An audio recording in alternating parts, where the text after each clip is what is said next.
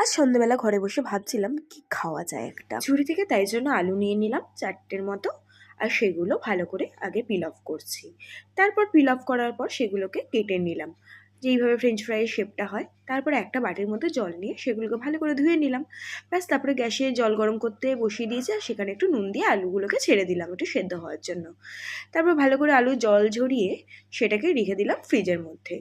তারপর 1 ঘন্টা পরে সেই আলুটাকে বার করে তারপর কর্নফ্লাওয়ার ভালো করে মিশালাম। মিশিয়ে তেলটা দেখলাম গরম হয়েছে কিনা।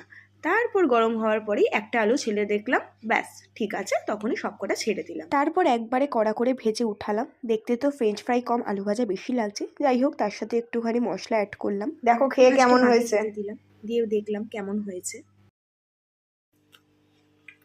বেশ ক্রিস্পি হয়েছিল, ভেতরটা খুব সুন্দরভাবে সেদ্ধও হয়েছিল, ওপরটা খুব। আমার তো খেয়ে বেশ ভালোই লেগেছে। তারপরে আমি একটু খেলাম, আমারও বেশ ভালোই লাগলো।